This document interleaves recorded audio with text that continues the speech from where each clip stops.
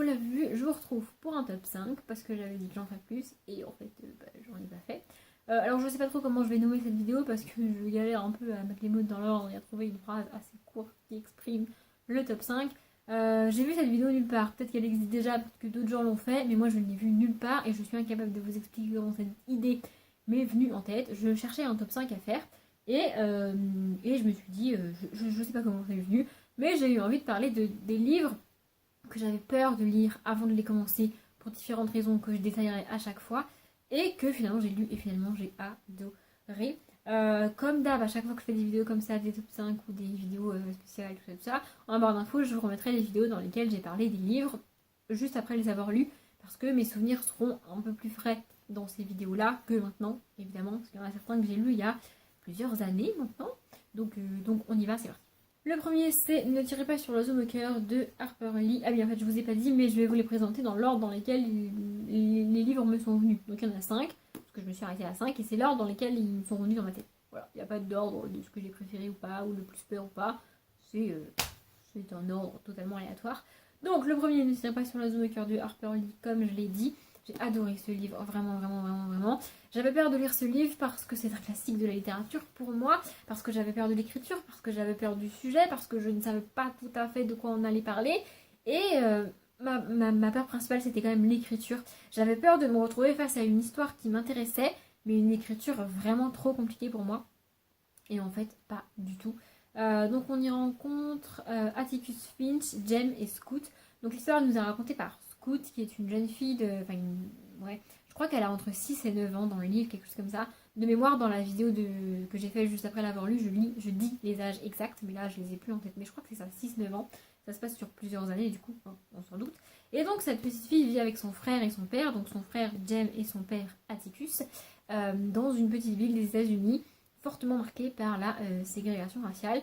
Et en fait, on a deux grands thèmes qui sont abordés dans ce livre, à savoir dans un premier temps l'éducation, parce qu'on est avec un homme qui élève ses deux enfants, donc un garçon et une fille. Leur mère est partie ou est morte, je ne sais plus, enfin c'est pas un sujet abordé, le fait que la mère soit pas là, donc je ne sais plus pourquoi elle est pas là, mais elle est pas là.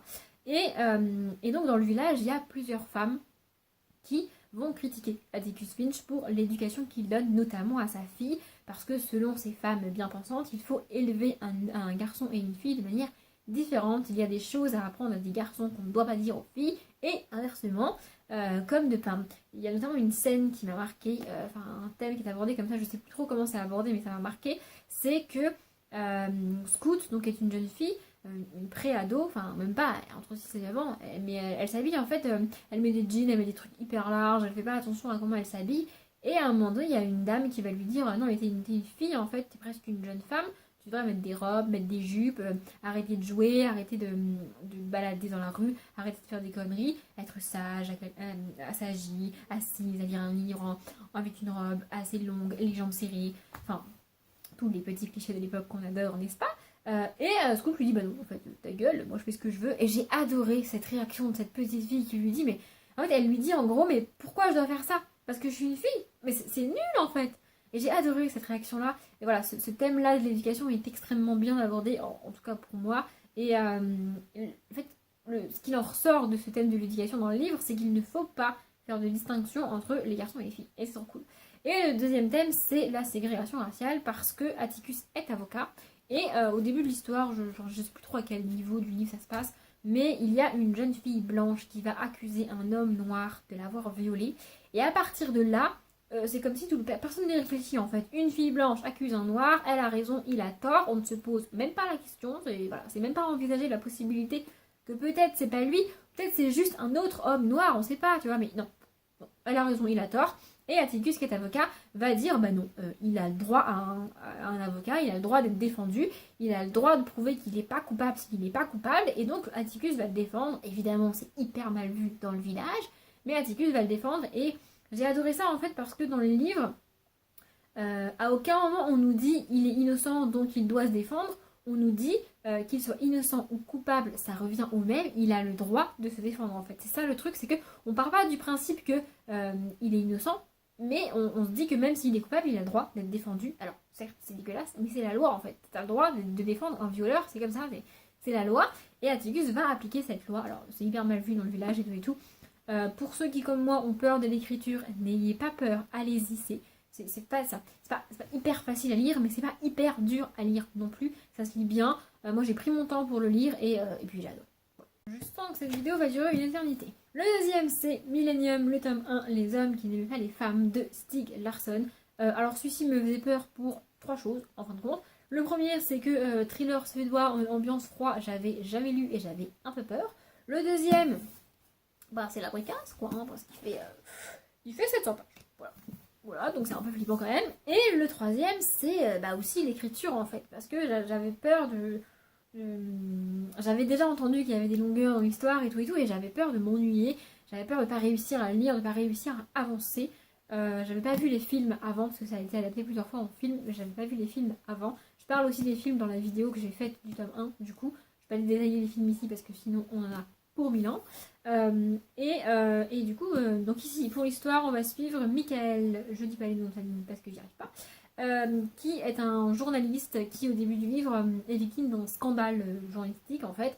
Et du coup, il est contraint de quitter son journal parce qu'il n'est plus reconnu en tant que journaliste. Enfin, il est même condamné à faire de la prison et tout et tout. Enfin bref, il quitte le journal pour éviter que sa réputation à lui n'entache celle du journal. Dans le même temps, il est contacté par un vieux monsieur qui s'appelle Henrik. C'est pas écrit là, mais je crois que le gars qui l'appelle s'appelle Henrik. Et donc, il va dans le petit village où vit ce monsieur en Suède. Et ce monsieur lui explique que sa nièce, sa petite nièce, je crois, a disparu il y a 20 ou 25 ans, quelque chose comme ça. Qu'on ne sait pas ce qui lui est arrivé, qu'on ne sait pas où elle est. Il soupçonne évidemment qu'elle est morte, mais il veut savoir où elle est, si elle est morte, si elle est enterrée, si elle a disparu, qu'est-ce qui lui est arrivé, qui a fait ça. Et il demande à Michael d'enquêter, et à partir de là, on va enquêter sur cette disparition-là. On a aussi Lisbeth, qui est une jeune femme gothique et très renfermée sur elle-même, qui a un peu peur de tout, mais qui ne se laisse pas faire, qui va débarquer à un moment donné dans l'histoire et qui va aider Michael. Voilà, j'en dis pas plus. Attendez-vous à des longueurs dans ce livre parce qu'il y en a, mais moi j'ai adoré. Voilà, j'ai adoré cette histoire. J'ai adoré comprendre le délire du pourquoi, du comment elle a disparu, de qui l'a tué, de qui l'a pas tué, de qui l'a enterré, de qui l'a pas enterré, de où elle est, de qu'est-ce qu'elle fait. J'ai adoré, vraiment j'ai adoré. Depuis j'ai lu le tome 2 que j'ai un peu moins aimé, mais j'ai vraiment adoré ce tome 1 et je comprends pourquoi il y a autant d'engouement autour de la saga, pourquoi autant de monde dit que c'est génial, parce que c'est génial. Voilà. Le troisième, c'est un classique, c'est La princesse de Clèves de Madeleine de Lafayette. Celui-ci, je l'ai lu il y a plus de 2 ans, je crois. Et j'avais... celui-ci, le seul truc qui me faisait peur pour celui-ci, c'est l'écriture.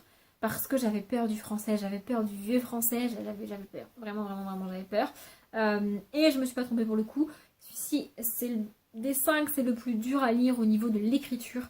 Parce que y a des tournures de phrases qui ne sont plus du tout actuelles. En fait, le français évolue, comme toutes les langues au cours du temps, évidemment. Et le français a tellement évolué entre l'écriture de ce livre-là et maintenant, qu'il y a des phrases dites dans ce livre, dans ce roman, qui, avec le contexte, tu comprends ce que ça veut dire, mais sans le contexte et avec le français actuel, ça voudrait dire quasiment l'inverse de ce que ça veut dire dans le livre. En fait, je sais pas si c'est extrêmement clair ce que je dis, mais voilà, l'écriture est pas du tout facile. C'est l'un des livres que j'ai trouvé le plus dur au niveau de l'écriture à lire, au niveau du style de l'autrice et des phrases, de la construction des phrases, mais j'ai quand même adoré. Pour l'histoire, on va suivre, je regarde derrière comme si ça allait m'aider, mais non. Donc on va suivre Mademoiselle de Chartres, qui est une jeune femme très, très gentille, très mignonne, très belle, qui correspond tout à fait à la mode de l'époque et au concept de l'époque, enfin à la femme parfaite de l'époque, en gros. Le seul petit point négatif qu'elle a, c'est qu'elle n'est pas riche. Elle fait partie de la classe moyenne, voire de la classe pauvre. Et du coup, c'est un bon parti, sauf qu'elle n'est pas riche, si vous voyez ce que je veux dire. Et du coup, il y a le prince de Clèves, du coup, qui va la demander en mariage. Et là, elle va se poser un petit cas de conscience au début du livre. Elle se dit, ok, il me demande en mariage, il est gentil, il est sympa, ça peut être un bon mari, je peux passer une bonne vie avec lui, et en plus, il faut que je me marie, donc ça tombe bien. Mais je suis pas amoureuse de lui, et j'aurais bien aimé épouser un homme que j'aime. Du coup, voilà, elle se pose ces questions-là déjà dès le début, et elle finit par l'épouser. Elle devient donc la princesse de Clèves, merci Audrey. Et après son mariage, quelques mois, quelques années plus tard, je ne sais plus trop, elle rencontre un autre homme duquel elle va tomber amoureuse. Et en fait, tout le livre, c'est la question de cette contradiction qu'elle a en elle. elle a un mari parfait, elle a un mari aimant, attachant, qui est attentionné avec elle, qui n'est pas méchant avec elle, qui n'est pas violent avec elle, qui l'aime et qui la respecte, mais elle ne l'aime pas en retour. Et elle a à côté de ça un homme avec lequel elle ne peut pas être parce que ce n'est pas son mari, mais qu'elle aime et avec lequel elle veut être. Et donc voilà, tout le livre c'est cette question de qu'est-ce qu'elle fait, comment elle gère ses sentiments contradictoires, comment elle empêche les gens de découvrir ça, parce que sinon ce serait la honte pour elle et la honte pour son couple et la honte pour sa famille, et elle ne veut pas de ça évidemment. Donc voilà, toute l'histoire c'est ce sentiment ambivalent qu'elle a en elle et avec lesquels elle doit vivre. C'est l'une des histoires d'amour les plus magnifiques que j'ai pu lire dans ma vie. J'ai vraiment adoré cette histoire. Ça fait partie des livres que je relirai un jour, c'est sûr. Même si je connais la fin, du coup, pas grave. Voilà, j'ai vraiment adoré et je m'attendais pas du tout à aimer autant en fait et à comprendre autant cette jeune femme parce que ce sont des sentiments qu'aujourd'hui on n'a plus. Je veux dire, aujourd'hui, si demain je me marie avec un mec que j'aime pas, déjà ça n'arrive pas. Enfin, je veux dire, aujourd'hui tu n'épouses pas un homme que tu n'aimes pas. C'est pas possible, ça n'existe pas. Et même par le plus grand des hasards, si au bout de 5, 6, 15 ans de mariage, tu te rends compte que tu n'aimes plus ton mari et que tu en aimes un autre, eh bien il te suffit de divorcer et d'être avec cet autre homme. Donc ce sont des sentiments qu'on n'a plus, ce sont des questions, en tout cas en France. Je pense que ça existe dans d'autres pays où le mariage forcé est encore malheureusement d'actualité, évidemment. Mais en France et en Europe, principalement, ça n'existe plus ou quasiment plus ce genre de sentiments. Et voilà, se rendre compte de ça et de ces problèmes qu'avaient ces femmes-là et probablement ces hommes, quoique pour un homme c'était moins gênant de tromper sa femme à l'époque, je pense, c'est vraiment intéressant. Voilà. Le quatrième, c'est La couleur des sentiments de Kathleen Stockett. Alors lui, je crois que je n'en ai jamais parlé sur la chaîne parce que je crois que je l'ai lu avant d'avoir ma chaîne. Donc il n'y aura pas de vidéo pour ce livre-là en barre d'informations, je suis désolée. Je pense pas avoir besoin de résumer ce livre parce que ça a été adapté en film, parce que c'est l'un des classiques de la littérature que tout le monde connaît. D'ailleurs, si vous connaissez pas ce livre et que vous avez jamais vu le film, et ben allez regarder ce film, merde à la fin. Donc ici on est... le thème principal du livre c'est la ségrégation raciale évidemment. Et donc on est en 1962 dans le Mississippi. Écrit derrière, c'est parfait. Et donc on est avec plusieurs femmes noires qui sont employées par des femmes blanches pour élever leurs enfants et en gros s'occuper de leur maison, faire le ménage, la cuisine, tout ça. On a toutes ces questions de race et de distinction entre les noirs et les blancs. Qu'est-ce que tu as le droit de faire, qu'est-ce que tu n'as pas le droit de faire plutôt.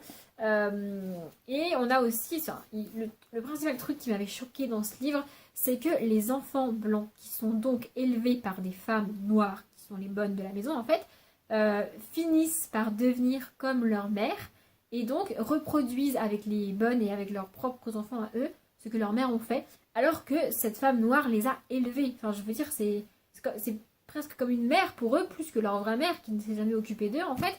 Et ils finissent par la voir comme une moins que rien et la soumettre, encore une fois. Et ça, c'est vraiment quelque chose que j'ai du mal à comprendre en tant qu'être humain. Alors évidemment, ça ne m'est jamais arrivé et ça ne m'arrivera jamais, Dieu merci.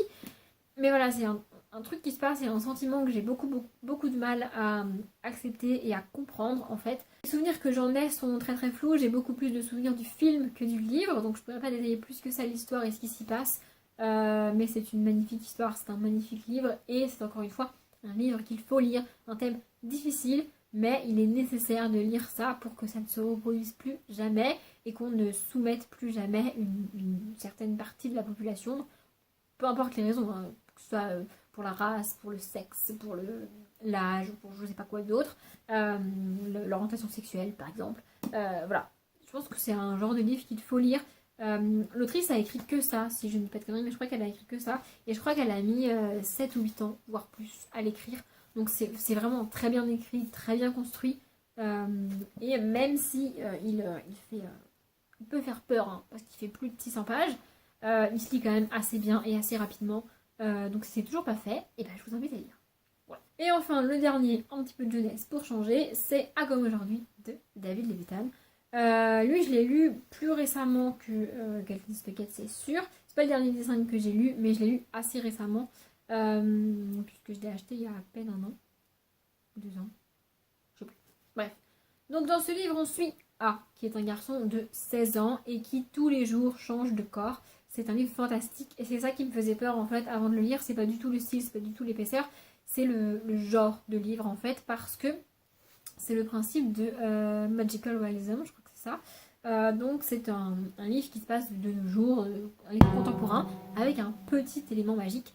Et j'ai beaucoup de mal avec ça parce que j'ai beaucoup de mal avec ça en fait, il n'y a pas de raison, c'est juste que j'ai du mal. Du coup, moi je suis partie du principe que c'était du fantastique. Sans le truc contemporain, pour moi c'est du fantastique.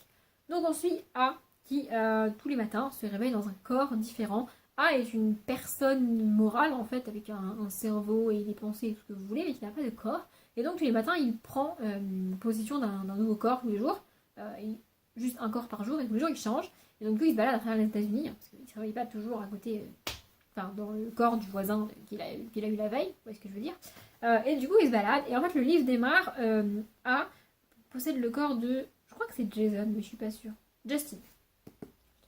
Donc Justin, le premier jour du livre, il se réveille dans le corps de Justin et Justin sort avec Rhiannon.